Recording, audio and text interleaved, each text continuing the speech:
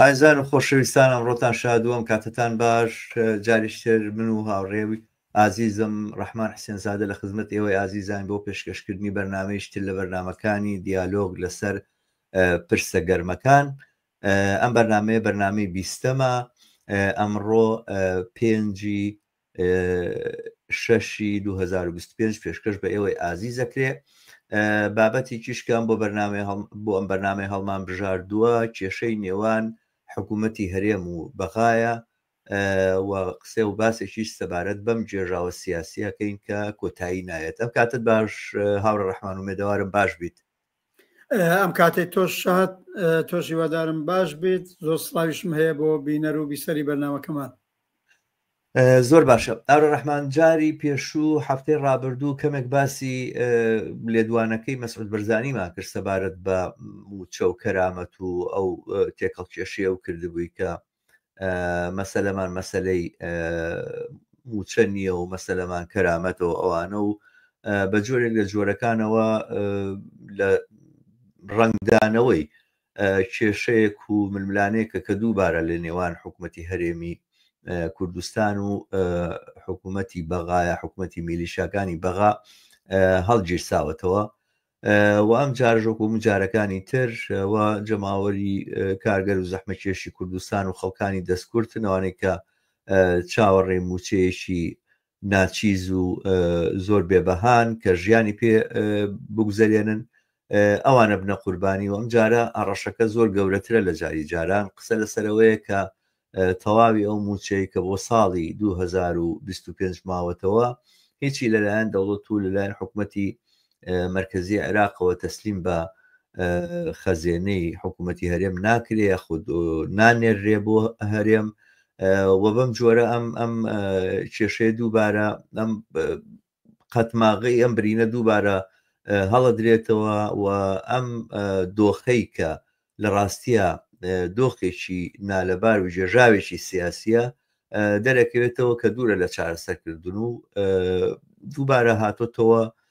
بەرباس و بۆتەوە خولیای خەڵکێکە پێویست وایە بۆ ژیانێکی باشتر و هەلومەرجێکی چاکتری کارکردن و ژیان و گوزەران خەبات بکەن هەموو خولیان و هەموو کێشیانە بێ بەوەی ئایا موچە ئەدرێ یا موچە نادرێ موچە وەرەگیریە وەرناگیرێ بە جۆرێکم خەڵکەت لە دڕەڕاوچیەکی بەردەوامە ئەژین و ئەمە تەبانەمە لایەنێکی ئەم کێشە و جێژاوەیە کە دەرەکەوێ لایەنی تری ئەم کێشە و جێژاوە زۆرن کە هەمیشە و دایم هەڕەشەن بەسەر خەڵکی کوردستانەوە بە جۆرێک دۆخەکەیان وانە لەبار کردووە کە هەستەکەی هیچ بوارێک بۆ دەربازبوون لەم دۆخە نابینرێتەوە یا خەڵک ناتوانێت ئەو ڕێگایە ببینێتەوە. ئەگەر کێشەیە لەسەر موچە حکوومەتی هەرێمەیداتە پاڵ حکوومەتی بەغا حکوومەتی بەغایداتە پاڵ حکوومەتی هەرێم و خەڵکیش لە بینی ئەم دوو پۆڵێ ئەم دوو قوتبەیە کە خەریکن لەگەڵ یەکترا ململانەیەکەن سەرنجام تەنانەت ناڕەزایەتیەکانی سەرجادەشیان بە جۆری لە جۆرەکان بربەستی لە بەردەمایە بۆی کە بە ئامانج بگا. دیارە ئەم کێشەیەم جاریان سەرنجامی ئەوە سەری هەڵدایەوە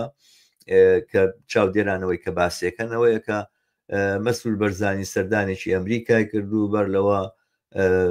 لەگەڵ باڵێزی ئەمریکا قسەی کردبوو لەگەڵ وەزیری خارجیا قسەی کردبوو چوو بۆ ئەمریکا و ئەم جارە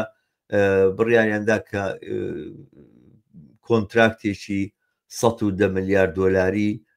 بۆ وەبەرهێنانینەوە لەگەڵ چەند کۆمپانیای گوایە ئەمریکایی ئیمزا بکرێ لە ئەمریکایە و ئەمە ئەنجامی ئەو دۆخەش هاتە پێشەوە کە یاخود ئەو تەشجیع هاتە پێشەوە کە ئیدارەی ترام تەشجیعی حکوومەتی هەرێمی کرد کە داوای لە حکوومەتی عێراق کرد کە ڕێگە بایتر نەوتی هەرێمی کوردستان بفرۆشرێەوە بگاتە میناکانی دنیا و ئەمە بە جۆرێک حکوومەتی هەرێم و مەسعود بەرزانی هاندا بەوەی کە ئەم جارە دەواازە کراوەیە بۆیکەوە جارێکتر ئەوان هەوڵبن لەم بابەتەوە دەست پێشخەری بکەن و بڕۆن کۆنتراک ئیمزاکەن بەبێ ڕەزامەندی بەغا. لەلایەکی تریشەوە هەستەکەی دۆخەکە دووبارە ئەبرێتەوە لێواری ئەوەی کە چارەنووسی هەرێمی کوردستان چی لێ دێ هەستەکەی دۆخێک هاتۆتە پێشەوە کە هەڕەشە ئەکرێ لە تایبەت لەلایەن هەرێمی کوردستانەوە معلوم نییە هەڕەشانە چین معلوم نییە ئایا هەرێمی کوردستان چی پێکرێ دووبارە باسی ریفراندۆم و باسی جیابوونەوەی هەرێم و باسی ئەوەی کە هەرێم خۆی ئابووری سربەخۆی خۆی هەیە و خۆی توانێت کاروباری خۆی بەڕێوە بەرێمە دێتە پێشەوەیان نا هەموو ئەمانە ئەم دۆخیان پێکێناوە کە ئێمەژەم ڕۆ پێویستەکە کەمێک لەسەری بدوێن و وە بچینە بجوبناوانی کێشەکەەوە بەڕاستی ئەم دۆخە ناهەموارە ئەم جێژاوە سیاسی چۆن چۆنی قابلی چارەسەرکردنە من بە پێشەکی اکتیفاکەم بەسەرداکەم لێرەیە مایک بۆ تۆیە فەرموو بەڵێ تۆ تەسویرێکتدا لە چوارچێوەی کێشەکە ڕۆشنە لە هەموو دانیشتوانی خەڵکی کوردستانیش و عێراقیش دیارە کێشەی بینی دەسەڵات لە مەرکەز لەگەڵ کێشەی دەسەڵاتە لە کوردستانی عێراق و ئەوەی خۆیان پێڵێن کێشەی بەغدا هەولێر بەڵام من لێرەوە دەست پێکەم کێشەی ئەم دوو دەسەڵاتە کە دەستشان لەگەڵ یەک تێکەڵە لە زۆر جێگا هەرێستا ڕئیس جمهور و نازانم وەزیر خارجە و ئەنواعی پارلمانتار و بە تێدادێکی زۆر وەزیریان هەیە و موچەی خۆشیان وەرەگرن و حساونەتۆ لەم بینەدا مەسلەی موچە ئەگەوایە بۆ بەرجەستەیە ئەگوایە کێشەکە بۆ لەتمە لە ئابووری و ئیقتصادی بنەماڵەی بارزانی و تاڵەبانی یا لەولاوە لە دەسەڵاتی سوودانی و شیعەکانی کە ئەو جەریاناتی شیعە ئەو کێشەیە لە بنسەری هەموو ئەم لایەنانەدایە دەم بینەدا جارێکی دیکە دووکەڵی کێشەی دەسەڵاتدارانی سەر و خەڵک دەسەڵاتدارانی چەوسێنەر دەسەڵاتدارانی کۆنەپەرست ئەمە نە ئەم یەک مانگ و دوو مانگ و چەندین ساڵە و هەموو ئەو ساڵانە بەرۆکی موچە خۆرانی کوردستانی گرتوتەوە بەرۆکی خەڵکی کوردستانی ئەوان بە هەر دەیلێ کێشە لە بینیانە دروستە بێ باجەکەی خەڵکی کوردستان خەڵکی عادی شارۆمەندان ئەوەیە بێ موچە وەرگێ لە خانە نشینەوە تا ئەوەی کارێکی جارێکی دیکە و بۆ ملیۆن هاجار سابت دەبێتەوە کێشەی دەسەڵاتداران لە هەر گۆشە و خوشبنێکی ئێرە ئەم دنیاە و ئەجەونەڵان لە عێراق و لە کوردستانی عێراقە ڕاست سفرەی خاڵی خەڵکی بەژمێنەت خاڵی ترەکە و ئەمەیە ئەو جێگای داخە بۆ وایە تۆش ئیشارەت پێکرد بە حاڵ بە تەوری واقعی ئەمە لە دوای ئەو ناسەقامگیریە سیاسیەی کە لە دەیەی نەوەدەکانی قەرنی پێشوە دەستی پێکرد تا ئێستا درێژەی بوو بە تۆری واقعی ڕاستە دوای ڕووخانی سەدام حوسەین بە دەخاڵەتی ئەمریکا و هەموو داستانەکە ێزانین بە قەولی خۆیان حکوومەتێکیان بەیەکەوە ناوە حکوومەتی عاقبەت لە شیعە و لە سونی و لە کوردەکان و سندەڵیەکانیان بەش کردووە کورسیەکانیان بەش کردووە بەڵام یەکێک پێم بڵێ لە 2023 تا ئێستا بەڕاستی مانگێک ئەم دەسەڵاتەی لە عێراق بەسەر یەکیانەوە ناوە بێ کێشە بوو بێ کێشەی نەکرد لەگەڵ کۆمەڵانی خەڵکی کوردستان بووە لەگەڵ کۆمەڵانی خەڵکی وەسەت و جنوبی عێراقیش و حتا بەشی سونی نشین و کولی سەراسەری عێراقیشا بووە ئەو مزاهرە و تەزاوراتەکانی وابزانم 2017 بوو 2019 بوو نازانم دوای ئەوە تۆ بێ فاکتەکەی باشتر بزانی لەوانێ هەچی کەوتێتەوە ئەزانم ئاستی کێشەکان مەسەلەن ئەڵان کێشەی موچە ئەو جۆرەی بەرۆخی خەڵکی کوردستانی گرتووە بەرۆکی خەڵکی بەغدا و وەسەت و جنوبی نەگرتووە بە دەلیلی ئەوەی بەرحاڵ دەسەڵاتی ئەسڵی بەدەست جەریاناتی کۆنەپەرستی شیعە یا جەریاناتی بە دەرەجەیە دووبارە ناسیۆنالیستی عەرەب و ئەوە هەیە هەر چیە بێ بۆ ڕاگرتنی دەسەڵاتەکەی خۆیان لانی کەمی موچەیەک لەوێنە تەمینەکەن کە ئەو ناڕەزایەتیانی وەکو 2019 لێ نەکەوێتەوە و دەسەڵاتەکەیان لەغنەکە لێرە کە نێوی دەوڵەتی ئیقلیمی کوردستانە و بە چوارچێوەی تەرحی فدرالیە کە بۆ عێراقیان داناوە عاقبەت ئەم لەلایەکەوە هەردوو لە ئیدعا دەکەن دەوڵەتی ئیقلیم بە ئەندازەی کافی سەردانانەوێنێ و زیادەڕەوی خۆی هەیە لەولاوە بەرحاڵ دەوڵەتی هەرێمیش دەڵێ ئەسا حسابی ئەوە بۆ ئێمە ناکرێکە گویا گۆشەیەکین لە عێراق و فدرالی بەڕسمێن ناسراوە ئەمە ئەمانباتەوە سەر ئەوەی تەرحی سەر و خەڵکی چینە دەسەڵاتدارەکانی چەوسێنەر لە بەغدا بێ لە هەولێر بێ بەڕاستی لە چوارچەوەی بەرژەوەند و دەخاڵەتی خەڵکدانیە ئەو تەرحە فدرالیەی کە دایان ڕشت و بارها و بارها ڕەنگە تۆیەک و منوەک و هەزاران دیکە قسەمانەکە وتمان ئەم تەرحە چارەسەری کێشەی کۆمەڵانی خەڵک ناکە ڕەنگە نەهایەتەن ئەوە دەسەڵاتدارانی کوردستان لە بنەماڵەی بارزانی و تاالبانیەوە گرتوێتی بە تۆری واقعی وایان لێکردووە دەسەڵاتیان لە کوردستانە وان لێکردووە زۆنی زەرد و سەوزەکەشیان بۆ بە زۆنی دوودانە بنەماڵە خۆ نەبووە هینی حتا لە نێو پەیکەرەی حزبەکانی خۆشیان ناوانەیە خەڵکانێکی دیکە زۆر دەسەڵاتدار بن و تاسیری تیابن لەم لاوشەوە دەسەڵاتی جریاناتی کۆنەپەرستی شێعە و یا ناسیۆنالیستی عەرەبی تێکەڵ لەوێنە ئەوەی مەسەلەیان نییە بەرژەوەندی کۆمەڵانی خەڵکە تەرحی فدراڵەکەشیان ئەوە بوو هەر کامە کورسی لە بن یەکە دابشکەن عاقبەت دەرام لە اقتصادیەوە لە سیاسەتیەوە هەموو شتێکی کۆمەلگای عێراق چنگی بەسەرا بگرن جا هەر کەس بووە ئەم ناسەقامگیریە ئەمێنێتەوە چونکی ئەوەڵەنجارە ناقسەقامگیریەکی گەورەش تاکوونی لە ڕۆژهەڵاتی ناوەڕاستە هەیە لە منتەقەکەیە هەیە تاسیری لەسەر عێراقیشەیە هێزی دەرەکی چۆن بڵم جمهوری ئیسلامی بۆ دەرەچێت جمهوری ئیسلامیان بۆ خۆی لە قەدیمەوە خۆی کردووە بە بەشێک لە حکوومەتی عێراق دەوڵەتانی دیکەش دەسەڵاتیان تیا هەیە ئەمریکا بۆ خۆی کەماکان هێزێکی ئاکتۆری ئەوڵی ئەو وەزێتە تۆ ئیشارەت بکرد بە تایبە ئەمجارە کێشەکە لەو جێگایەوە گەرم بۆتەوە کە بەرحاڵ دەوڵەتی ترامپی کە فقط و فقط مەسەلەی معاملەیە و ئابووریە و نەوت چۆن بێ و پوڵ چۆن معاملەی پێ بکرێ و ئەو نەهایەتەن چۆن اقتصادی ئەمریکا بەقوتکە عقبەت دوای ئەوەی مەسرور بارزانی هەستا و چۆتە واشنگتن و ئەم گرێبەستانەی بەستووە معلومە دەسەڵاتی بەغداش ئەمەی کردو بە فرسەت بۆ گوشارخستنە سەر کۆمەڵانی خەڵکی کوردستان بۆ گوشارخستنە سەر موچە خۆران دەنای ئەگەروا بێ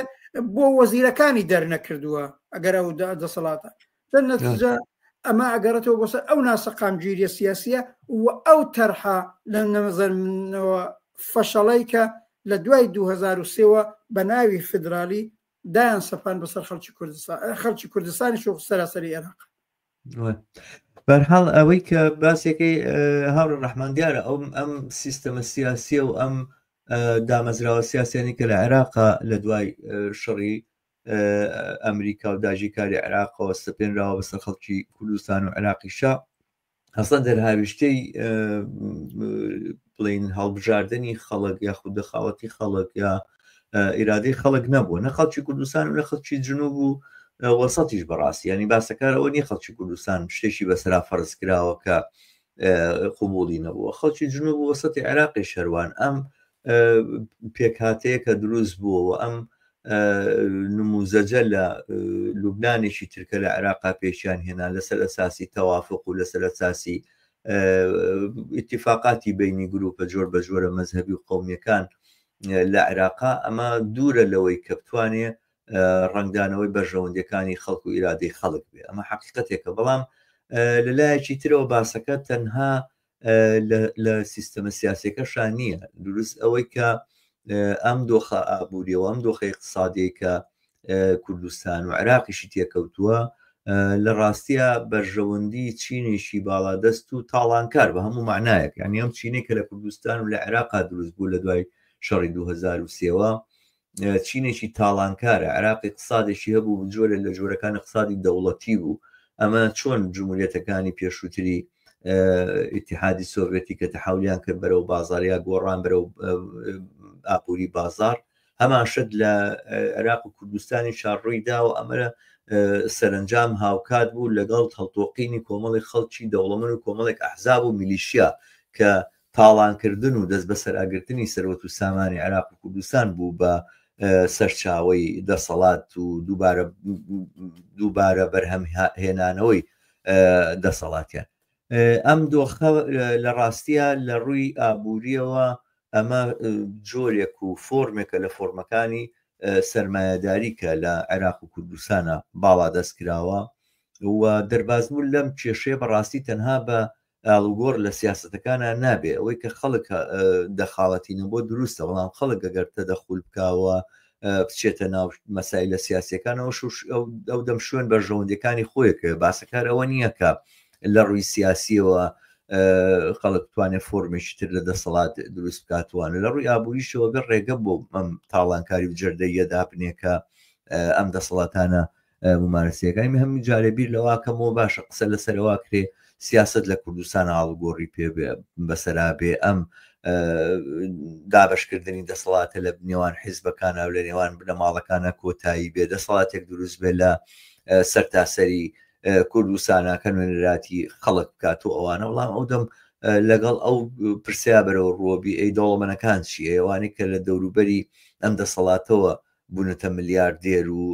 ئەم هەموو سەروت و سامانیان کەڵەکە کردووە ئەوان چی چۆنەکرێتەوە دەسەڵاتی سیاسی لەم گروپە مافیانە بسێنی تۆڵام دەسەڵاتی ئابووریان لەبەردەساوێ چۆنەکرێ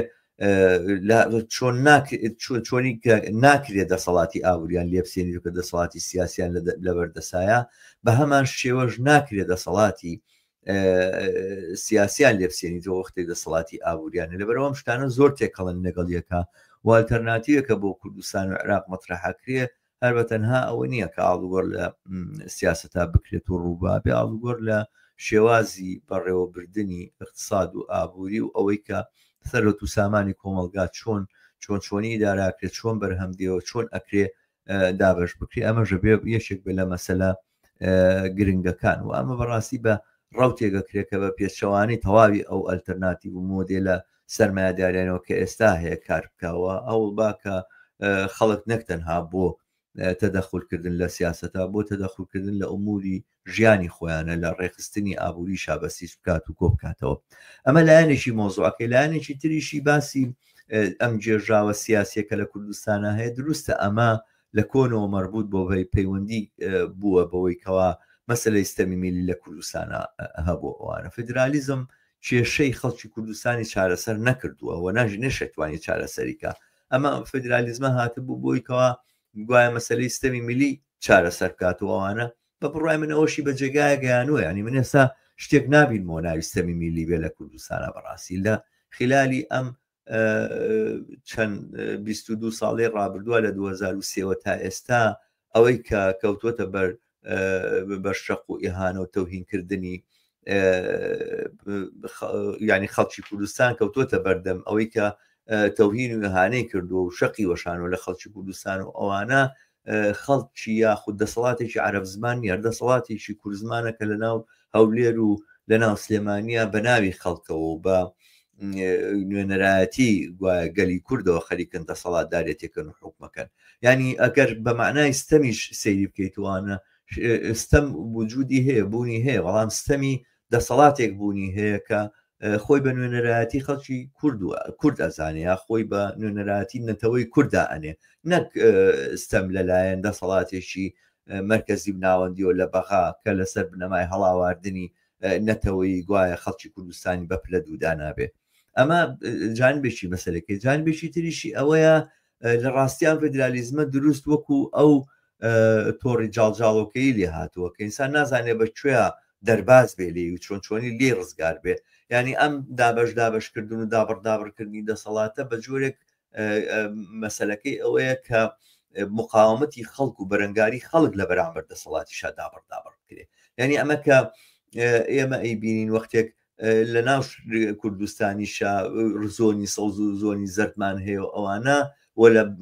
جنوبیشا مەسەرەن ناوچەیەکی دیاری کراوە بەدەست میلیشایەکی شیعی دیاری کراوە ناوچەیەکی تر لە بندەسی میلیشایەکی ترایەوە خەریکن چاڵەنەوتەکان حراسەتەکەن و بارەزی خواندزی تیاکەن و ئەمانە بەشێک هەستەکەی ئەم مۆدێلە بۆ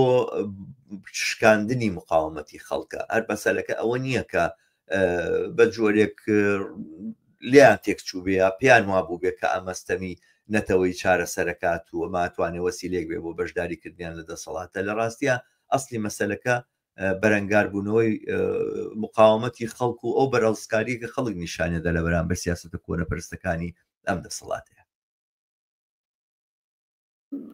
دقن وایە من لەم بەشی ئاخری قسەکانی تۆ دەست پێ بکەم کولی ئەو ئاڵوگۆڕە کە لە ساڵی 91ەوە دەستی پێکرد و نهایەتەن 2003 ڕژیمی سەدام ڕووخاو دواتر ئەم بە ئیستلاح حکوومەتی تازەیە بۆ عێراق دامەزرا و نێویان نا حکوومەتی فدرالی و کوردستان دەوڵەتی ئیقلیمی خۆی بووە هەمووی لە دژی هەم بەرەنگاری کۆمەڵانی خەڵکە هەم لە دژی ماف و قازانج و بەرژەوەندی کۆمەڵانی خەڵک بووە و ئەوە ئەگەر ئێمە 30 ساڵ لەوە پێش من و تۆی کۆمۆنیست ئەمامود ئەمە وایە ئەو وەخت هێشتا باوەڕی زۆر دێگرەنگە باوەڕیان کردایە بەڵام لە ئاستی جەماوەریەکی بەریندا باوەڕ ناکرا هەر ئومێد بوو ئاڵوگۆڕ هەیە دەسەڵات دەگۆڕێ دەنەچە قازانج و بەرژەوەندی خەڵک لەوانەیە لانیکەم 50% تەمین بێ ئەمڕۆکە بینەر و بیسەری من و تۆ و بەو مزاهرانەی کە لە بەغداوە تا سولەیمانیە و تا سوزانم شوێنەکانی دیکەش لە کوردستان کراوە بە عەمەلی کۆمەڵانی خەڵک تەجروبەیان کرد کە بەرحاڵ ئەم ئاڵوگۆڕانەی کە لە ساڵی 91ەوە دەستی پێکرد و ئەوانە بە ئاقاری ئەوەی قازانج و بەرژەوەندی چ ئابووری چ سیاسی چ مەدەنی کۆمەڵانی خەڵک بپارێزرێ ئەوە نیە ئەوە نەتیجەکەی ئەبینین جا بۆیە من پێم باشە بڵین دەرسەکانی ئەم وەزێتێت چی بووە بۆ ئێستامان هەتا بۆ ئێستا و دوایی کێ بۆ ئێستا و دوایی کۆمەڵانی کرێکار و زەحمە کێشوانە ئەخە ساڵی معلومە ڕژیمی بەعس زۆر فاشیزم بوو زۆر درەندە بوو واقعیەتەکەیەوەیە هەر دەبایە تەفر تو ناکرێت بەڵام هەرە وەختە کۆمۆنیستەکان لە عێراق و یەکیان خۆت لە دەورانی ئیستبدادی ڕەشی بەعسا هەڵسوڵانتانە کرد قسە ئەوە بوو ئیرادەی کرێکار و جەماوەر ئەبێ بێتە مەیدان و ئاڵوگۆڕ پێکێنەر بێ ئەوەی ئێمە پێی دەڵێن شۆڕش و ئاڵوگۆڕێکی کۆمەڵایەتی و لەینە حاڵە کە تێیدا کرێکار زەحمەکێش لاو ژن خەڵکی بەژمەینەتی کە ئەوە تا من تاریخی عێراق لەو 100 ساڵایە خوێنمەوە بەغێر ئەس بەژمەینەتی بەدەست دەسەڵاتداران و ئێرانی شەروایە کولی دەوڵەتانی منتەقەش هەروایە شتێکی دیکەیان نەبووە معلومە و ڕژیمە زۆر کۆنەپەرست و فاشیزم و ڕژیمی باس بەڵام ساڵ و 91 دوای شکانی لە کوێیت دوایەوەی لە کوردستانی عێراق ئەو ڕووداوانە دەستی پێکرد هەرە وەختە ئێوەی چەپ و کۆمۆنیستەکان و بەشێک لە کرێکاری وشیاری ئێوەنە هەتا ئەگە بۆ 15 ڕۆژیش بێ شتێکی دیکەتان پێشنهاد دەکرد دەتان کوت کۆمەڵانی خەڵک بۆ خۆیان لەم ئاڕوگۆڕەدا بێت دەسەڵات بگرن دەست ئەوەی نێوینرا شوراکان من بۆ ئەوەدا من تۆ دیدارمان لەکوێ کرد لە شاری هەولێر تۆ نوێنەری شوراکان بووی منیش لەلایەن کۆمەڵە و حزبی کۆمۆنیست ئێران و ئاتوم لەگەڵ شوراکان پەیوەندیمان بێ بۆ 15 ڕۆژ دەوامی هێنا ئەلان وەختی باسەکەمان ئەوە نییە ئەمە نموزجێ بوو ئەمە شێوەیەک بوو لە شاری سولەیمانی و هەولێر خەریک بوو بە خەڵک نیشانەدرا بەڵام هەرم یەکێتی و پارتی هاتنەوە و دایان خست و هەم لە ئاستی سەراسەریدا ئەو وەختە خۆڵبتەوە ئاڵوگۆڕە ئەوە پێک نەهاتە 2003 ڕژیمی بەعس ڕووخا خودی تۆ لە بەغدا بووی و منیش بەس هاتمە وێنە عەقبەت بێکاران ڕێکخراویان بوو زۆرێک ڕێکخراوی جەماوەری بە وجودان ناڵم دەسەڵاتی شوڕای دەست بەڵام ئەو وەختەش مەیلێک بوو کە بێ بابە ئەگەر ئاڵوگۆڕ پێکاتووە ساحبانی ئەسڵیم کۆمەلگایە و بە ملیۆنها ئینسان کرێکار و زەحمەکێش و خەڵکێکە ئیقتصاد و چرخی ژیانی ئەو کۆمەلگایە چرخێنن دەی بە دەستیان بە دەسەڵات گا و ڕێگاکەشی شوراکانە ڕێگاکەشی ڕێکخراوی جەماوەریانە ڕێگاکەشیەوەیە دەخەڵ بەریان ئەوەی تۆڵی ئەم دەسەڵاتانە بۆ بەرەنگاریان بۆ هەر لەو ڕۆژەوە بەرەنگاریان کرد بۆ چونکی جارێکی دیکە معلوم بوو ئەو چینی سەرمایەدار چینی دەست باڵات ئەوانەی لە چ ئەحزابی ئیسلامیە چ لە ئەحزابی ناسیۆنالیستی کووردا چ لە ئەحزابی ناسیۆنالیستی عەرەبیە یا بە قەولی خۆیان دموکراسی خوازە کۆبوونەتەوە هەموو ئەمانە ئەحزاب و ڕەوت و جەریاناتی عاقبەت چینێکن کە ئەیانوێت دەست بگرن بە جومگەکانی ئابووریە بە جومگەکانی سیاسەتە بە جومگەکانی ئیداریە بۆ لە پێش ئاتفاقەن بۆ زەوتکردنی ئیرادەی جەماوەر بۆ ئەوەی ئەو جەماوەرە ئەوە پڕتەوەقۆ نەبێ ئەوە داوای ئیمکان نەکا بەشێکی زۆری اقتصاد و ئیمکاناتی مادی ئەو کۆمەلگایە بگاتەوە گیرفانی کۆمەڵانی خەڵک چونکی ئەگەر وا بکرێ ئەمجارەت چینە دەسەڵاتدارەکان و هەرم ئەحزابە و هەرم جاریاناتە بەشیان کەمە بێ لە ئابوور و اقتصادی وڵاتە مەگەر ئەوان بۆ خۆیان بە کۆمەڵ پوڵ زۆر کۆ ناکەنەوە کێشەکە لە پێشان منیش پێم وایە کێشە لەسەر ئابووریە لەسەر اقتصادە لەسەر بەشکردنی سەروەت و سامانی ئەو کۆمەلگا من منزورمە بۆ ئەو وەختە ئێوەی کۆمۆنیستەکان و ئێمەش وەکو کۆمۆنیستەکان و ئینسانی ئازادیخواستمان ئەم ڕەوتەی دەست پێیەکە مادامە گەت جەماوەر بۆ خۆی ئیرادە نەنوێنێ بە قازانجی ناشکێتەوە نشکاوەتەوە ئەوە لەلایەکی دیکەوە ئومێد بە دەخاڵەتی ئەمریکا پەرە پێدرا دەیەوە دیمانەوە دەخاڵەتی ئەمریکامان دیوە حتا ئێستاش دیمانە ئەوە لە عێراق ئەوە لە ئەفغانستان ئەوە لە هەر ئێستای سووریا ئەحمەد شەرعی تروریستیان بە ڕسمیان ناسیوە دووسێ مانگی دیکەش دێ لە سازمان ملەلەکەشیان لە نیویۆرک قساکە بەرحاڵا قبەت هەر ئێستا معلومە قازانج و بەرژەوەندی کۆمەڵانی خەڵک لە سەراسەری سووریا و لە کوردستانی سووریێشە زەوت دەکرێت ئەمێ چ نەتیجەیەکی لێ بگرم ئەقبەت وایە هەتا دەسەڵات چ لە بەغدا چ لە کوردستان بەدەست ئەم جەریاناتەوە بێ کە لە نێو خۆشە کێشەیان هەیە بەڕاستی بەشی کۆمەڵانی خەڵک ئالەوەی کە ئێستای بینین نەتەنیا چاکتر نابێ خراپتریشە بێ بەرحاڵ لە موچەوە خراپترە بێ لە ئیمکاناتی مادیوە خراپترە بێ لە عینە حاڵە ئەلئانەگەر بەڕاستی چ دەوڵەتی مرکزی بەغدا چ دەوڵەتی ئیقلیمی کوردستان هەر فشاری ئەم ئەمریکا شتیان لەسەر نەبێ نەتەنیا بە موچەوە ناوەستن شەڕش لەگەڵ یەکەکەن لەشکەرکەشیش بەرابەر بە یەکتریەکەن هەرو دەوڵەتە مرکزیە کۆنە پەرستەی تێکەڵک لە مەسەب و تێکەڵک لە ناسیۆنالیزمی عەرەبی ئەگە ترسی ئەوزاعی هەلومەرجی منتەقەیەکە و فعلەن جارێ دەوڵەتێکی وەکو ئەمریکا پێی خۆش نییە هەموو شتێ بکەوێ پشێوێ بەسەر یەکە ئەوە نەبێ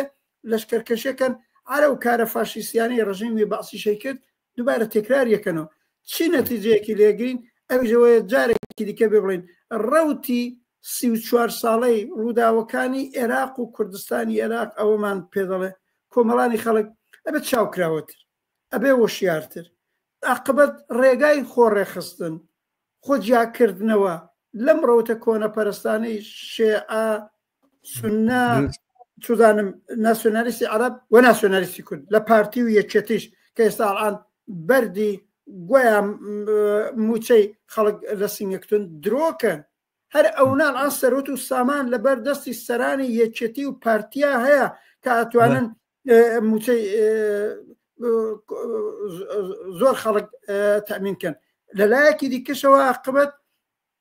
ئەوە نێ خۆیان گرێبەستی جیاوازە بەستن ئەم گرێبەستە جیاوازانە بۆ بەستن ئەگەر ئەزانن لێکەوتەی ئەبێ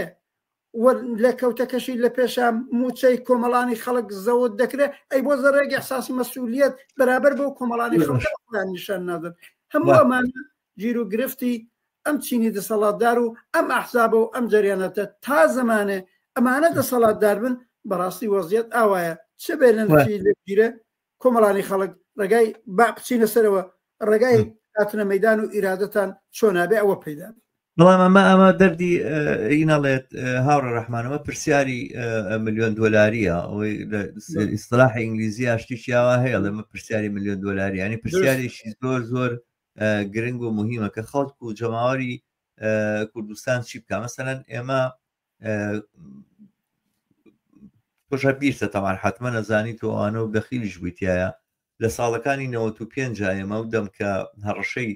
گەڕانەوەی ڕژێمی بەعز بۆ کوردستان هەبوو ئەو دەم کە حکوومەتی بەعز هێشتا لەسەر پێی خۆی مابوو بەڵێ گەماروی ئابووری لەسەر بوو ئەوانە وەڵام توانی ئیداری دەوڵەت کاوجێشی لەبەردەسا بووە میشە و دایم هەوڵ و کاری ئەوە بوو کە بێتەوە بۆ پەلامار باتەوە بۆ کوردستان و کوردستان داژیر بکاتەوەوانە ئەو دەم کۆمونیستەکان تەرحێکیان هێنا بەناوی تەرحی ڕیفراندۆم بۆ سربەخۆی کوردستان کە بەحسەکە ئاوا بوو کە ئەم دۆخەی کە ئێستا لە ئارایە تەنها ڕێگایەکەوەی کە کوردستان بێ بە دەوڵەتێکی سربەخۆیش لە ڕێگەی دەخاڵەتی ڕاستەوخۆی خەڵکەوە لە چارەنووسی خۆیانەوە لە ڕیفراندۆمێک کابڕیار بنئانێ نەوێت لەگەڵ دەوڵەتی باسا بمێنەوە یاخود سربەخۆی هەڵەبژێرن کە دیار بە ئەو وەختە بەشی زۆری خەڵک حتممە سربەخۆی هەڵەبژار کەسپی خۆشنەوە تەنانەت کەسانی زۆر کۆنەپەرستیش پێیان خۆشنەوە کە بگەڕێنەوە ژێر چەکمەی بەعەس بەڵام ئەو دەم قسەکە لەسەرەوە بوو کە ئەمە توانێت ڕێگایەک ببووی کەوا دەوڵەت لە کوردستانە وەکو دام و دەستگایشی سیاسی ئەتراف پێکرا و نێودەوڵەتی دروست ببێت و پێک بێ وامە کارێک بکە کە بەرحاڵ جەماوەری کوردستان لە هەلومەرجێکی باشترا ڕابگرێت لە بەرامبەر دەسەڵاتی ئەو دەمی پارتی وێشێتیە وە بتوانن باشتر بۆ خواستەکانی خۆیان و مافەکانی خۆیان بێنە مەیدان و فرسەتی ئەویان هەبێت کە بە هەرحاڵ وەکو چۆن هەر خەڵکێکی تری دنیاە لەبری ئەوەی کە ئۆردوگانشین بن کە کۆمەڵگەی کوردستانەوە دەمەکو ئۆردوگایشی لێ هاتبوو بەڕاستی لەبری ئەوەی کە ئۆردوگانشین بن بە هاوڵاتی وڵاتێک و بەرحاڵ دەسەڵات و دەوڵەتێک کە بێکاوان وەکو هاوڵاتی قوبولکە و ئەمە ڕێگایەک بێ بۆ کردنەوەی یاخود فراوان بوونەوەی خەبات بەڵام ئایا من ئێستا من ئەم پرسیارە پێم خۆشە ئاراسی تۆکەم چونکەم تەرحەکە ئێمە کردمان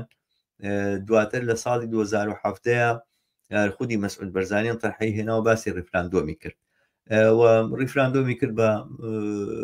ڕێگایەک بووی کەوا خەڵک بڕیار بدا کە ئێوە لەگەڵ حکوومەتی عێراق ویانە بێەوە بڵین کاردانەوەکانیمان بینی یاخود لێکەوتەکانیمان بینی و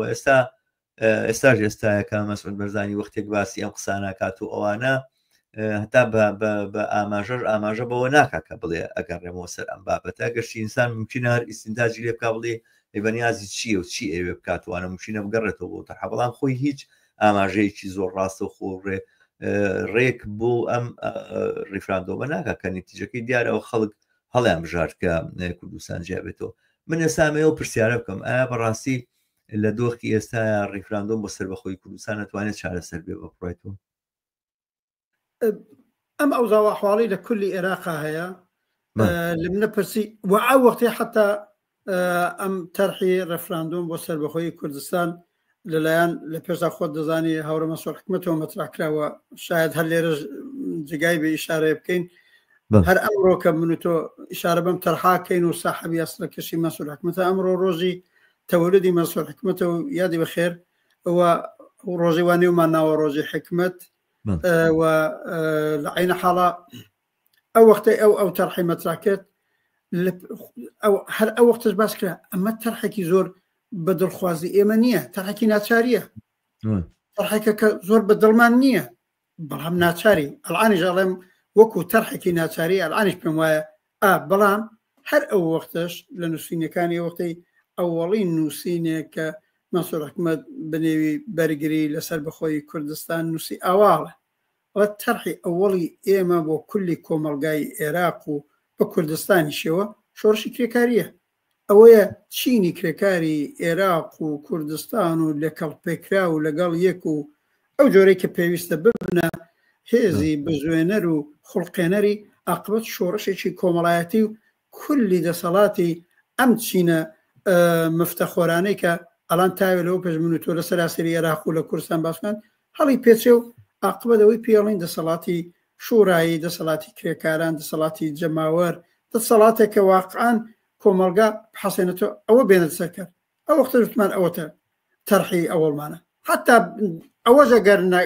کە برێک دوور لە دەزڕەژ نیشانیەدا و واش دەرچوو ئەو تەرحە ساڵی 95 میلادی لە 95ەوە تەرحکراوە ئەڵانەوە 2025 ینی 30 ساڵی لێگوزەرە دەرنەچە ئەوەتە باس کرد حتا ئەگەر ئەوەش نەبێت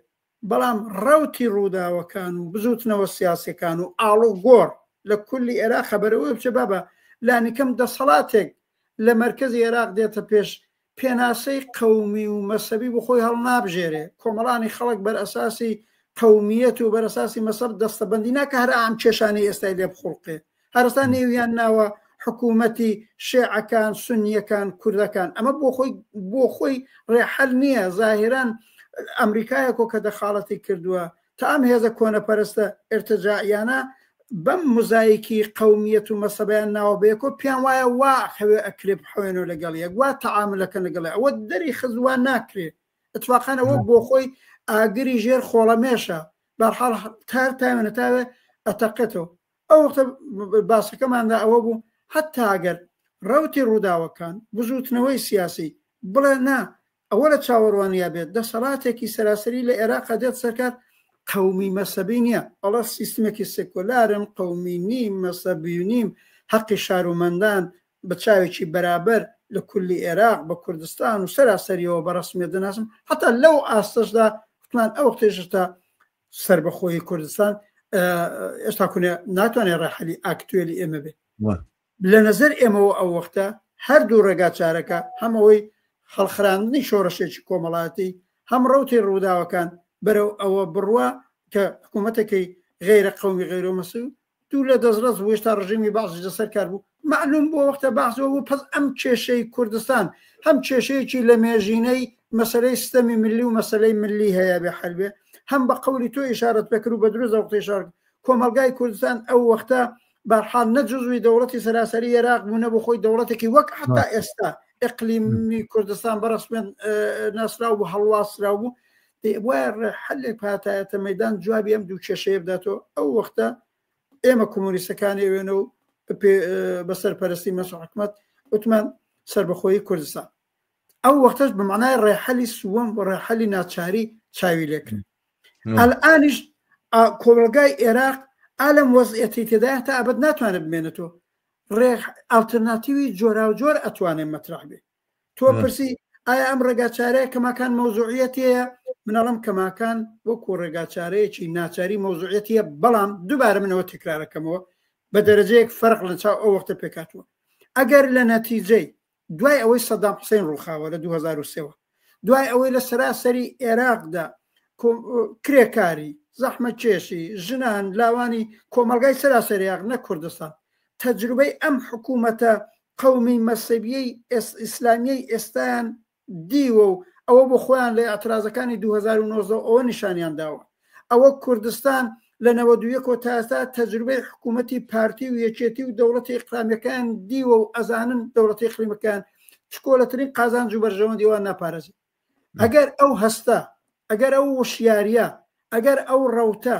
هاتۆ سەرجێەوەی کۆمەڵانی خەڵک لە سەراسەری عێراق دەست بنێنێنەوە دەستیەک و ئەلبەتەوە هێزی پێشڕەوێوێ حزبی پێشڕەوێوێ حزبی ئێمە کۆمۆنیستەکانیەوێ ئەگەر حزبی کۆمۆنیستی کارگەری عێراق و حزبی کۆمۆنیست کارگەری کوردستان کە من و تۆ دۆستی نزیکی ئەوانین و دەورانێکی زۆر لە سوفیەوانە کارمان کردووە ئەم ئەوزاعە ئەبینن و ئەتوان نەکەر ئەوان ئازادی خوازانی تر بەرابەری خوازانی تر ئەتوانن ڕەوتێک وەڕێبخەن وەڕێبکەوێ تۆ بڵێ حتا لە 3 ساڵی ئایندەیە لە 5 ساڵی ئایندەیە لە دڵی ئەم ئاڵوگۆڕەکانە بەرەی کرێکاری ئازادی خواست بەرابەری خواست بە نەقشی کۆمۆنیستەکان ئەبێتە ڕەوتێکی سەراسەر گر لە عێراقدا قەوی بەهێز چاوەڕوانیەوەی لێکرێت لە ئاڵوگۆڕەکانی داهاتوودا هەم کۆتایی بێنن بەم دەسەڵاتی قومی مەسەبیەی بەغدا و هەم لە کوردستان کۆتایی بێنن یا پایەکانی شلکەن هێم دەسەڵاتی قومی ملیەی کوردستان یەکێتی و پارتیدا ئەو وەختاڵم ئەگەر ڕەوتێکی وە تۆ بە منی نیشان بدەی یا هەر کەسێکی دیکاڵم ناجارێ لە باسی سەربەخۆیی گەڕێ ئەوە تەکمیلکەم ئەوە ئێستا نبینم ئەوە ئێستا نبینم هیوادارمەوە ڕووبدا یا ڕەوتێکی هەرەوە سێکۆلاری ئازادی خواست بەرابەر خۆ دەزانی دەورانە ئێمە چوینە پایەوەی هەتا کۆنگری ئازادی عێراق بێ بۆ شتێکی هەتا بینابینی ئەوە دروستکە ئەگەر ئەم ڕەوتوانە زیندووە بێتەوە چاوەڕ چشمەنداز یا ئایندەکەوا بینین ئاڵوگۆڕێکی ڕێک بنەڕەتی نەوعی بەوجود بێ بزوتنەوەی سەراسەری کرێکاری و زەحمەت کێشی و ئازاد و خواز و بەرەی خواست ئالتەرناتیوێکی دیکە ئازادی خواز و بەرابەری خوازانە لە عێراق جێگیر کە منەڵم ئەوختە لە بەخسی ڕفراندوم بۆ سەربەخۆیی گەڕێ بەڵام وەختێ ئێستا ئەوانە نبینی بە ناچاری چونکی شەو و ڕۆژ یەکێتی و پارتی باوجودی بە قەولی تۆ منی جوازانم لە بەشی زۆری کوردستانە باسی سیستەمی ملی نەماوە بەڵام یەک کێشە ماوە ئەوی کێشەیە ئەوان گرتویانە بەدەست و کێشەی ملی هەرەوە یاڵان ئێمە لە کوردستان بۆیە زۆر مالێکێت چونکی کوردین وچە بە کوردەکان نادەن ئەمەیان گرتووە بەدەستەوە ئەو وەختە بەناچاری ئەگەر باوەڕ بەناچاری هێشتا کوونێ من پێم وابێ کوردستانەتوانێت مۆزوعەتی بێت ئەو ئیدعای یەکێتی و پارتی کەس باوەڕی پێ ناکە. ئێستا خەڵکی کوردستان کامەی کە زۆر لەباری سیاسیەوە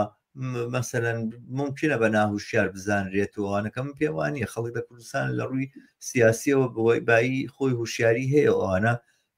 تەواوی ئەوانی کە ئێستا لەم پرسی موچەیە زەرمەند بوون و ئەوانە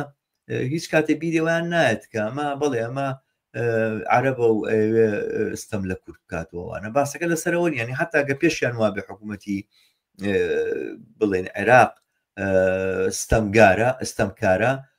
هەر وەکو پارتیوێچێتێکی خۆمانیان بیرن کەوانش مەجموعە مافیا و گەندەڵکار و تاڵانچین وەوانەوە پارەی کە لەبەر دەستیانات تەنانە نەیانتوانی و پردێکی لە جنوبی عێراقا پێ دروستکرد و بینایەک نبینی بینایشی معقول ئێستا لە جنوبی عێراق و لە بەغاشە وجودی هەبێ مەسەن تۆ بتوانانی نیشانی بێ بڵێ ئەمە ئەم پێشکەوتنە ڕوویدا ئەوانە نەخەستەخانەیان خەستەخانەیە نە مەکتەبیان مەکتەبە نە ژیانی هیچ پەرەگرتنێکە بینیەوەوانە من ساڵێک لەمە بەڕۆشتن تازە خەریک بوو لە ناو شاری بەغایە کۆمەڵێک پردیان دروستە کرد و بایپاسیان دروستەکە بۆی کەوا خەڵک بتوانێت لە ئەو خنکاندنە ترافیکێت ڕزگاری بێکە هەموو ڕۆژە بەدەستیەوە ناڵێنە بە 2 ساعت 3 ساعت ناگات سەرکارێکی خۆی ینی مەبەستمەوەیە کە خەڵک ئەمە ئەزانێ خەڵکە زانێت کە حکوومەتی بەغاش نوێنەرایەتی عەرەب زمان ناکەەوە مەسەلەکە ڕەبتی بەستەمی میلیەوە نییەوە بڕای من ئەم شتە لە بێشی خەڵکان نەماوە و شتێک بە بڕای من ناوی کێشەی نەتەوەی لێبنیتوانە توانانی کێشەی نەتەوەی هەر ببێ هەمیشە و داایی مەتوانێت لە وڵاتی جۆر بە جۆرە ئەحزابی ناسیۆنالیستی جۆر بە جۆر دروست بێتەوەوانە هەوڵات کێشەی میلی دروستکە باسی ئێمە بەڕاستی ئەو سەردەمانەوە ئێستاش هەرەبێ ئەوە بێکە ئاستەمی میلی ماوەیان ناگەستەمی میلی هەیە وەختەستەمی میلی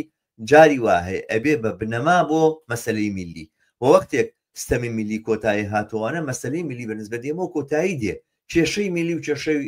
ئەقوام و ئەوانە لەگەڵ یەکتران لە ناو وڵاتێکاوانە ممکنە هەمیشە و دایم سەر هەڵدات و دروست بێ وەڵامە ناکاتەوەی هەمیشە و دایمە فکرمان لەلای ئەوە بێ لەوانەیە ڕیفراندۆم مەسلەیە چارەسەرکە ئەمایان یەک دووەم بە بڕای من ئێستا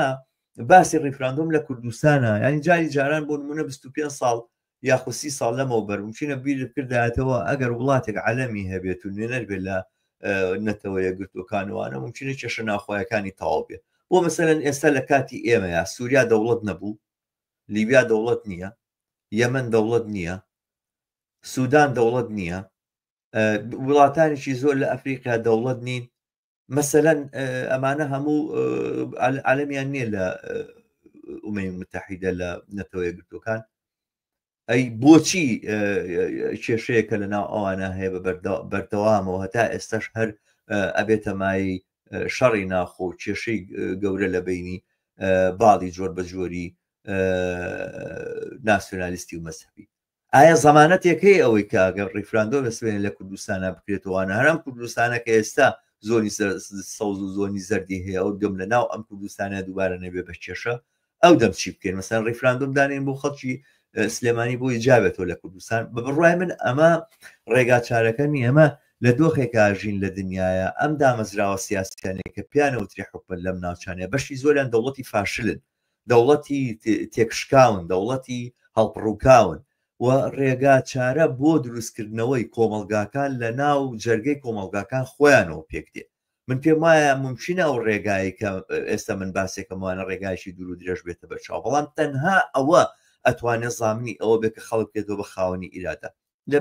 بەشێکی قسەکان تا باسی شوراکانت کرد بەڕاستی فۆرمی جۆر بە جۆری شورایی ئێستا پێویستی بەوەیەکە لە ناو کوردستانە دەرکەوێت و ئەگەر کوردستان بتوانێت سەروەت و سامانەکەی بکەوێتە بەردەسی خەڵک خۆی ئەو دەم ئەم کێشانەی کە باسەکرێ لەسەر کێشەی موچەوەوانە هەمووی قابلی چارەسەر و حەلکردنە باسەکە لەسەرەوەیە کە خەڵک بێ ئیرادە کراوە کۆمەڵێک گروپی چەکدار بەسەر ئیرادەیانە سواری سەری ئیرادیان بوون و ئەوانە هیچیان پێ ناکرێت و ئەم خەڵکە بەبێ ڕێکخراو بوون بەبێ ئەوەی کە لە ناو جەرگەی کۆمەلگاوە لە شوێنە هەژار نشینەکانە لە ناو شوێنەکانی کارە لێرەیە بەبیر و بۆ چوونی دروستکردنی دەسەڵاتێکی خەڵکی خەڵک خۆ ڕێکخراو نەکات و ئەوانە بە بڕای من هیچ کام لەو ئەلتەرناتیڤانەی کە دووبارە ئەم سیستەمە سیاسیە داڕزی و هەڵپڕووکاوە دووبارە بەش کاتەوە بیکا بە بەشی کوردستان و بەشی عێراقۆمانە چارەسەرێک و ڕێگایەک بۆ لابردنی ئەم کێشەیە لە ناوچەکەیە بوونی نییە. من ناڵێم کە ئەمە ڕێگایشی ئاسانە و ممکنە ئەمە لە سەرەتاوە وا دەرکەوانە کە خەڵک نایەوە هەتاکو بەرکەوتنێکی ڕاستە و خۆشی لەگەڵ دەسەڵاتی پارتی وێچێتیابێ وەمە کێشەیەکی تیان نیە، بەڵام بەو ئەندازەیە کە خەڵک توانای ئەوەی هەبێت لە خوارەوە تانوپۆی ئەم کۆمەلگایە بنێتەوە بەیەکەوە و ئەم نەسیجە کۆمەڵایەتیە کە بەبوونی ئەم دەسەڵاتە جۆر بە جۆرانەوە بەبوونی ئەم میلیشیا جۆر بە جۆرانەوە لە عێراقا و لە کوردستانە لەبەر یەکترازاوە ئەگەر خەڵک بتوانێت ئەمە یەک بخاتەوەوانە ئەو دەمەتوانێت ئەلتەرناتیڤێک بێ بۆ داهاتوو. من وایە بینم کە تەرحی ریفراندۆم و تەرحی جیابوونەوەی کوردستان و ئەوانە معالەجەکردنی مشکلەکەی لەسەرەوە قسەکردنە لەسەرەوەی کە دامەزراوەیەکی سیاسی هەیە بۆتە هۆکاری ئەم کێشانەی کە لە عێراقا دروست بووە لە کوردستانە دروست بووە ئەگەر ئەم دامەزراوە سیاسی بە جۆرێکی تر بنەخشێنینەوە بە جۆرێکی دای بڕێژینەوە ممکنە کێشەکان چارەسەر بێ. من لە بەشێکی قسەکان ئاوتم ئەسڵی مەسەلەکە ئەساسەن ئابووریە، کۆنتترۆلکردنی ئابووریە بەدەست کۆمەڵێک گروپەوە کە معلوم نییە ئایا کۆمپانیان یا حیزبی سیاسی، ئایا میلیشیان یاخود بڵین دامەزراوەیەکی دیاریکراوی ئابوورین، هەردووشیان تێکەڵ کردووە. میلیشای وا هەیە لە جنوبی عێراقا و ئەوانە بیرە نەوتی لەبەردەسایە، نەوت دەرێنێت و نەوت دەفرۆشێ. قسە لەسەرەوەکرێکدا گوایە فرۆشتنی نەوت لە عێراقا بەپێی حیسەی ئۆپیگەبێت 2 ملیۆن و نازان 400,000 بەرمیل بێ ئەوانە باسی ئەوواکرێک کە ئەم نەوت فرۆشتنە لە 4 ملیۆنیش تی ئەپەڕێ هەموو ڕۆژێک 4 ملیۆن بەرمیل هەموو ڕۆژێک عێراق نەوتە فرۆشێ. ئەم 4 ملیۆن بەرمیلە هەمووی ئەو نەوتە قاچاقەیە کە میلیشیانە دەرێنن. لەبەرەوە باسەکە لەسەر باسی ئابووریە زۆرتر لەسەرەوەی باسی داڕشتنەوەی سیاست و ئەوانەیە و باسی شکڵ پێدانەوەی کۆمەلگایە و ئەمەش بە تەدەخولێکی ڕاستەوخۆ بە بەکارهێنان و پراکتیزەکردنی ئیرادەی ڕاستەوخۆی جەماوەر لەم کێشەیان ممکنە. ئایا ئەمە ئاسانە؟ بە بڕای من هیچ ئاسان نییە، بەڵام هەر ڕاوتێکی سیاسی لە کوردستان و لە عێراقا بێوێ چارەسەرێک بۆ ئەم کێشانە دابنێ و بربەستێک دروست بکات و ئەوانە و پارسەنگی هێزبێ لە بەرامبەر ئەم دەسەڵاتە میلیشیانەیە ئەبێت دەست بۆ ئەمە بەرێ. بەو ئەندازەی لێرە ئاتوانی پێشبوویتەوەوانە لە مەسائلی تریش ئاتوانی بەرەنگاری یەکێتی و پارتی ببیتەوە بڵێ کایتر بەسە کۆتایی بێنن مەتاڵانکاری و تۆزی خۆتان جەم و جۆرکەن و وەکو هەر بۆ ژوازێکی متەمەدنی تری دنیاکە بەڵێ ستەمکارن و بەڵێ چەوسێنەر و ئەوانە، بەڵام مەدەنیەتی کۆمەلگا ئەپارێزن و توانای ئەوەیان هەیە کە کۆمەلگا لە سەپی خۆی ڕاگرن. بەهەرحاڵ مەبەستمەوە نیە ئینتقادەکان ڕەخنەکانیان لەسەر کەمتر بێ، بەڵام لانی کەم ئاوا میلیشیایی و عەشیرەتی و دواکەوت و تاڵانکار و جەردە و دزنینی تر کۆمەلگایشان لەبەر دەستیانەوەی ئیدارەی کرد. بە بڕای من ڕێکخراوبوونی جەماوەری کارگەر و زەحمەتکێش لە کوردستانە بەو فۆرمێک کە من باسم کردو ئەوانە پارتی وێچێتیش ناچارەکە تۆزێک بە خۆیان ناپچنەوە ئەگەر خەڵکی کارگەر و زەحمەتکێش نەتوانن سەرکەوتن بەدەست بێنن و تەواوی دۆخەکە بگۆڕن و ئەوانە توانن پارسەنگی هێز بن و ئاڵوگۆڕ لە دۆخی ژیانی خەڵکا دروست بێت. من ئەوە بڵێم ئەگەر مەسەلەی تەواوی سوورە مەسەلەکە ئەوەیە ئەگە کرێکار و زەحمەت چینی کرێکاری عێراق بە کوردستانیەوە هەمووی کرێکار و زەحمەتکێش ئەو دەرەجە لە سازماندراوی لە ڕێکخراوی لە ساحێبی حزب بوونەوە گرتوێتی تا ساحێبی ڕێکخراوی جەماوەری تا حتا تاکتیک و ڕەوشی خۆی ئەوە بەهێز و بە قووەت وایە ئەڵان زۆرێک لەم مشکلاتی کە منتۆ قسەی لەکەی نابوو بۆ چونکی ئەوان بۆ خۆیان ئالتەرناتیڤەکە بوون هەم بەرابەر بە دەسەڵاتە مەرکەزیە کۆنەپەرستەکەی منیش پێم وایە عاقبەت کێشەی ئاڵوگۆڕی دەسەڵات لە هەموو وڵاتێ ڕاستە ڕەنگە لەو 15 ڕۆژەیە ئەگەر شۆڕشێکی کۆمەڵایەتی بێ یا ئەگەر کودەتایەکی ئەسکەری بێ بۆ چەند مانگێک جارە زۆرتر کێشەکە کێشەی سیاسی بێ و دابزانن دەسەڵاتە سیاسیەکە چۆن داسەپێن و چۆن کورسیەکان بەشەکەن و چۆن فۆرمەتێک بەخۆیان دەن، بەڵام ئەساسەن لەسەر ئابووریە لەسەر چنگ خستنە اقتصادی هەر کۆمەلگایەکە لە لیبیەکەی وایە ئەڵان لە سووریەکەی هەر ئێستا ئەحمەد شەرعیە مدەتاتوە هەر وایە معلومە لە نزە تۆڵی کێشەکە لەسەر ئابووری و اقتصادە نەهایەتەن لەسەر ئەوەیە شەڕ لەسەر بەشە لەسەر سامە چێ زیاتر مەکەوێ لە سەرۆت و سامانی ئەم کۆمەلگایە عینەن تۆ بینی هەرە نمونە مەسرور بارزانەی سەفەرەکە ئەچێتە ئەمریکا چونکی گرێبەستی اقتصادی ئەبسرێ دەوڵەتی بەغداش زیاتر هەڵبەزیوەتەوە تەنها بۆ مەگەجارانی تر سەفەریان نەکردووە هەرم مەسرور بارزانی و نەچیروان بارزانی و لە پێشیان مەسعود بارزانی و سەرانی یەکێتی ئەو وەختە زاهیران سەفەرەکانیان دیپلۆماتیک سیاسی بووە زۆری پێ حەساس نەبوون ئەم جار گرێبەستی نەوتیە زۆری پێ حەساسن خێرا کێشە معلومە وایە دەنچە منزورمەیە مشکلەکە بۆشایی یا نەبوونی ئەو ئالتەرناتیڤە بەهێزە مەوردی نەزەرەی من و تۆ کرێکار و زەحمەتکێش و چینی کرێکاری ئەوێنە بە زۆر تێکراری نەکەم ئەگەر ئەوە لە مەیدان بۆیە زۆرە لە معادلەکە گۆڕە توالان من و تۆ قسە لەسەر کێشەکانی کۆمەلگای عێراق کێشەی بینی دەوڵەتی مرکزی و دەوڵەتی ئیقلیمی کوردستانەکەین لە هەردوو بەش ئەم دوو بە ئیسلاح حکوومەت و دەوڵەتە عاقبەت لە ماوەی ئەم 15 ساڵەی کە بۆیە کوردستانەکەی زیاتر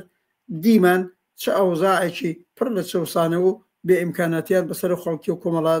کۆمەلگایە داسپانە منەگەر لەم لە پرسیڵی ڕێگا چارەکە چێت دووبارە منژە قسە تێکرارەکەم ئەڵم ڕێگا چارەکە چینی کرێکاری عێراق و کوردستان و خەڵکی ئازادی خواز و بەرابەری خواست ئەگەر ئەمانەوێت کولی عێراق لە دەست ئەم وەزیەتە نەجات بێ بە یەک بگرن ئەبێ ڕێکخراو بن ئەبێ سازماندراو بن ئەبێ لە دەوری پلاتفۆرم و بەرنامەیەکی ڕۆشن و ئازادی خوازانە کە لە منە پرسی بەدەست کۆمۆنیستەکانەوەی لە عێراق و کوردستان ئەلان زەعیفن یا قەوین کارم بۆنی زەعیفن بەداخەوە ئێستا ئەو جێگا و پێگا کۆمەڵایەتیان نییە بەڵام ئێستا کونێ من پلاتفۆرم و بەرنمەیەکی ئازادی خوازانەتر حەق خوازانەتر لە خزمەت منافعی کرێکار و چەساوەکانی و کۆمەڵگا بێ ئەوەی وا حیزب کۆمونیست کارگەری عێراق لە دنیای باشترەکەی هەیەتی و عالم الئەفزەلی نێوە تا ئەوەی لە حزب کۆمونیست کارگەری کوردستان بەدەستوتەوە زیاتر نبینم بەڵام بەداخەوە چینی کرێکار و کۆمەلگای چینی کرێکار و ئەو کۆمەلگا لە سەراسەری عێراق و لە کوردستان شتا کەم لە دەورە و پلاتفۆرمەیە خەتای ڕەنگەوانش نەبێ بەشەی خەتای بژوتنەوەکەی خۆمان و خۆشمان بێ هەرچێ بێ ئێستا نییە دەناگە لەم نەپرسی پێش سەر بەخۆی بڵم پێش ڕفراندۆم بڵم ئەڵەم عاقبەت واقعان ئەگەر کۆمەلگای عێراق وەک کۆمەلگای ئێران وەکو کۆمەلگاکانی دیگەگەی وێرە دەزم بەژمەینەتی وا سەرمایه‌داری دایسەبەنە چارەیەکمان نییە غەیرە شۆڕەشێکی کۆمەڵایەتی ئەوەمان پێ ناکرێت وەزەکار وابێت جاڵان بڕێک باڵاوپایینەکە لە جێک بۆ ماوەیەگە ڕەنگە بڕێک ئارامتر لە جێتونتر ئێمە لە ئاستی جەهانیە لە دنیاە لە خودی ئەمریکایە بینین ڕۆژ لەگەر ڕۆژ هێرشکردنە سەر سفرەی خاڵی کرێکار و خەڵکی زەحمەتکێش زیادی کردووە بەڕاستی ئەگەر وەستانێکی بۆ مەعنا کرێکاری و ئازادی خوازانە و سۆسیالیستی لە ئاست دنیا واز جملە لە بابینەوە سەر عێراق و کوردستان ئەمە بەوجود نێ ئەم بەژمەینەتیانە هەرهەن ئایا جا ئەو بۆیە پس ڕێحالی ئەسڵی ئەوەیە بەڵام ئەڵان دینەوە سەر ئەم کێشەی بینی دەوڵەتی مرکزی عێراق و بەغدا منەڵم نەهایەتەن منیش پێم وایە لە هەموو ئەو مناتقەی کە دەوڵەتی ئیقلیمی کوردستان خۆی داسەپاندووە و حکوومەتی هەیە هیچ ئەسەرێک لە سیستەمی ملی نییە منش تاکوونێ و فاکتورا بینم لە بەعزە شوێنە کە پێیاڵەن شوێنی نازانم ئێستا لە ژێر چاوەدێری دەوڵەتی مرکزیە چونکی ئەبینم لە ئەخبارا بینم کە شاوەرز و ساحەب زەوی ئەو مناتقەی ئێستا ئەوە دروستە بەت من پێم خۆشە ئەلێریا و سەرنجە بەم هاوڕە ڕەحمان ئەو کەسەی کە ئەو کیشاوەرزە یاخود ئەو جوتیارەی کە بەرەنگاری ئاسکەرێکی عێراق بۆوە وە خەریک بوو ئەینەکەی ڕاکێشا و ئەیویست لە تراکتۆرەکە دای بگرێەوە سەرنجام نەیتوانی دای بگرێەوە خەڵک لە بەرامبەر یاوەستایەوە ئەو هەڵوێستەی ئەو جوتیارە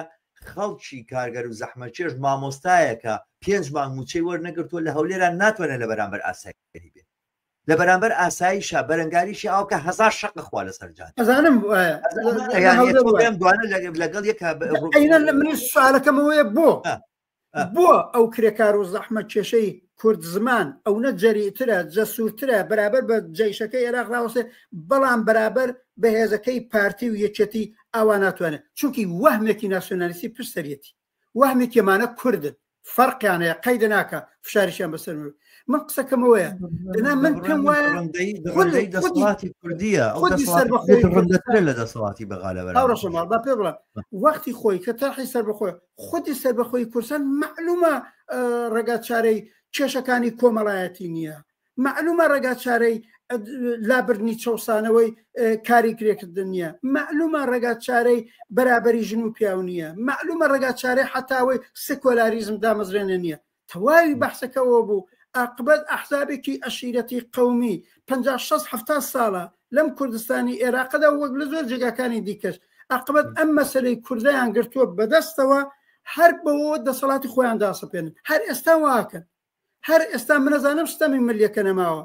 بەڵام ئەینە بۆیە من و تۆ مخالفی فدرالیزم بووین وتمان بابا ئەم فدرالیزمە حتا ئەو ستەمە ملیەی بە عەمەلی نامێنێت چونکی لە قانونی ئەساسیەکەیانە ملەتی دەرەجە 1 و دەرەجە 2 تەسویبەکەن عاقبەت هەر بەهانە بێ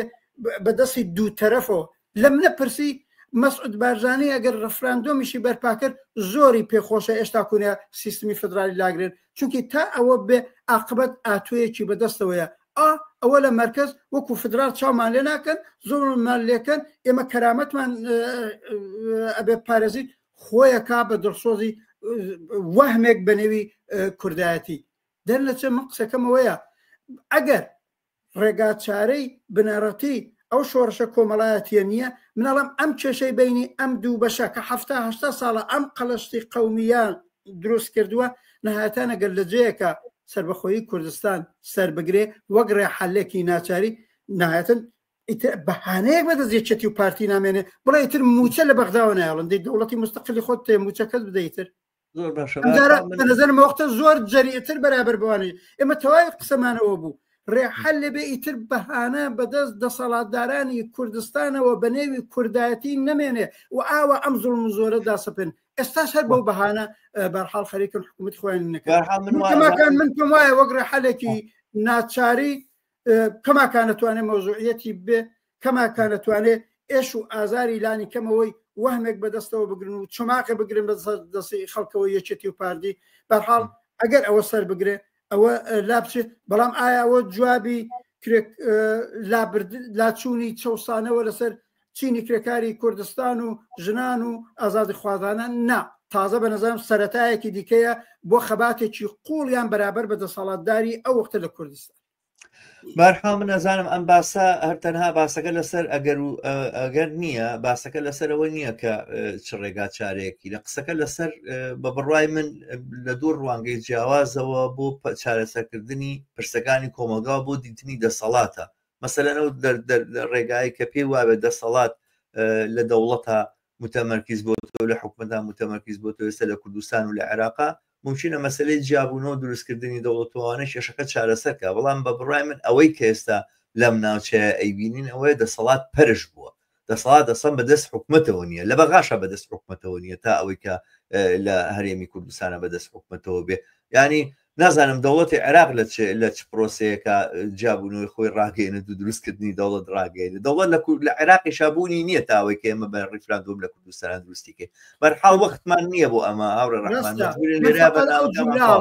تا زمانێت دەوڵات و حکوومەت بەرەساسی دەستەبەندی قەومی مەسەبی بێ لە عێراقی شەو لە کوردستانی شوێ من ژەڵەم عاقبەت تۆ ئەگەر دەوڵەتی مستەقل لە کوردستانە بۆڵی چ تاکەی قەومیت جەنابی پارتی جەنابیەکی تاکەی هۆویەتی ملی ئەسەپێنی بەسەر نەتەواو بوویتر ئەو بوو بە دەوڵەت و تەواو